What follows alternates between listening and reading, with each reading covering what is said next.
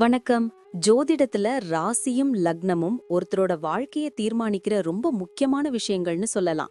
ஒரு ஜாதகத்துல லக்னம்ங்கிறது நம்மளோட உயிரையும், ராசிங்கிறது உடலையும் குறிக்கும். ஆமாங்க. நம்ம பிறக்கறப்ப கிழக்கு திசையில எந்த ராசி தெரியுதோ அதுதான் நம்மளோட லக்னம். இது 2 மணி நேரத்துக்கு ஒரு தடவை மாறும். அதனால ஒரு நாளைக்கு 12 லக்னங்கள் மாறி மாறி வரும். அதனால தான் லக்னம் ரொம்ப துல்லியமான தகவல்களை கொடுக்குன்னு சொல்றாங்க. சரியா சொன்னீங்க. லக்னம் ஒருத்தரோட குணாதிசயங்கள், உடல் அமைப்பு, மனசு எப்படி இருக்கும், அவரோட செயல்பாடுகள், ஆயுசு, எதிர்காலம்னு எல்லாத்தையும் சொல்லும். ராசிங்கிறது நம்ம பிறக்கறப்ப சந்திரன் எந்த ராசியில இருக்காரோ அதுதான் நம்ம ராசி. சந்திரன் ஒரு ராசியில 2.25 நாள் இருப்பாரு. அதனால ஒரே ராசியில நிறைய பேர் பிறந்திருக்கலாம். சந்திரன் மனசுக்கு அதிபதின்னு சொல்றதால ராசி நம்மளோட மனநிலை, எண்ணங்கள், உணர்வுகளை பத்தி சொல்லும். தினமும் பார்க்குற ராசி பலன் கூட இந்த சந்திர ராசியை வச்சு தான் சொல்லுவாங்க. ஜோதிட ரீதியா பார்த்தா லக்னம் தான் ஒருத்தரோட முழு வாழ்க்கையும் தீர்மானிக்கிற முக்கிய காரணி. ஆமாங்க. நம்மளோட ஆளுமை, சிந்தனை, செய்யற வேலைகள், அதிர்ஷ்டம்னு எல்லாத்துலயும் லக்னம் தான் முக்கிய பங்கு வகிக்கும். ராசி அதுக்கு துணையா செயல்படும். ஒருத்தருக்கு லக்னமும் ராசியும் ரெண்டும் நல்லா இருந்தா அவரோட வாழ்க்கை நல்ல முன்னேற்றமா இருக்கும். மேலும் லக்னம் மற்றும் ராசிக்கு அதிபதியான கிரகங்கள் ஜாதகத்துல எப்படி இருக்குங்கிறதையும் பார்க்கணும். ஒரு கிரகம் லக்னப்படி கெடுதல் பண்ற மாதிரி இருந்தாலும் ராசிப்படி அதே கிரகம் நல்ல பலன்களை கொடுத்தா அந்த கெடுதல் குறைஞ்சு நல்லதாவே மாற வாய்ப்பு இருக்கு. அதனாலதான் ஒரு ஜாதகத்தோட பலனை முழுமையாவும் துல்லியமாவும் தெரிஞ்சுக்க லக்னம் மற்றும் ராசி ரெண்டையும் சேர்த்து பார்க்கணும். இப்போ நாம ஒவ்வொரு ராசி மற்றும் லக்னக்காரர்களோட தனித்தன்மைகள், அவங்க வாழ்க்கையில நடக்கிற முக்கியமான விஷயங்களை பத்தி விரிவா பார்க்க போறோம். இந்த பதிவை முழுசா பார்க்கறதுக்கு முன்னாடி நீங்க இன்னும் நம்ம சேனலை சப்ஸ்கிரைப் பண்ணலன்னா இப்பவே சப்ஸ்கிரைப் பண்ணிக்கோங்க. பக்கத்துல இருக்கிற பெல் பட்டனையும் கிளிக் பண்ணி வைங்க. அப்போதான் நம்ம போடுற ஒவ்வொரு புது பதிவும் உங்களுக்கு உடனே தெரியும். சரி வாங்க, இனி வீடியோக்குள்ள போகலாம். என்னப்பா, என்னோட ஜாதகத்தை வச்சு நான் எப்படிப்பட்டவன்னு கொஞ்சம் சொல்லேன். மகர லக்னம், தனுசு ராசினா எப்படி இருக்கும்? சொல்றேன் கேளு. உனக்கு லக்னாதிபதி சனி, ராசிநாதன் குரு. அதாவது உழைப்பும் அறிவும் சேர்ந்த ஒரு காம்பினேஷன். நீ வெளியே பார்க்க கொஞ்சம் சீரியஸா அமைதியா தெரிவ. ஆனா மனசுக்குள்ள மத்தவங்களுக்கு உதவணுங்கிற எண்ணம் ரொம்ப அதிகமா இருக்கும்.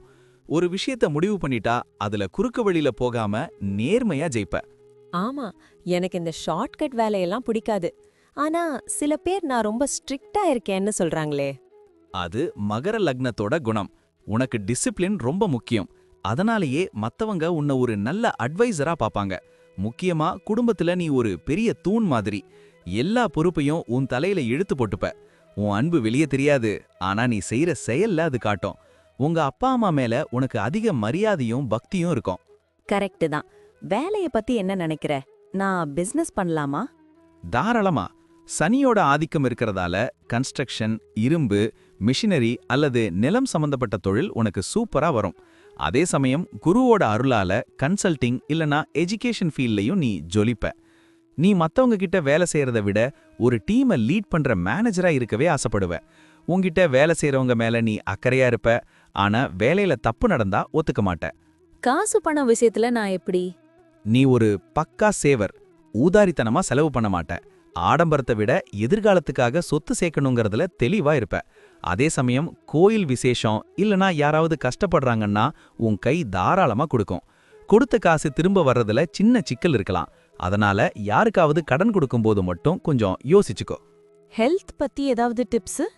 மகரம்னா முழங்கால், எலும்பு, பற்கள், இதுல கொஞ்சம் கவனம் தேவை. அப்புறம் தனுசு ராசின்றதால இடுப்பு வலி வரலாம். ரொம்ப நேரம் ஒரே இடத்துல உட்காந்து வேலை பார்க்காத. உனக்கு உடம்புல ஹீட் அதிகமாக வாய்ப்பு இருக்கு. அதனால தண்ணி நிறையா குடி. அப்புறம் இந்த வாய்வு பிடிக்கிற மாதிரி உணவுகளை தவிர்த்துடு. என் பிள்ளைங்க எப்படி இருப்பாங்க? உன் பிள்ளைங்க உன்னை விட ஒரு படி மேல அறிவாளியா இருப்பாங்க. அவங்கள நல்லா படிக்க வைக்கணும்னு நீ நிறைய கஷ்டப்படுவ.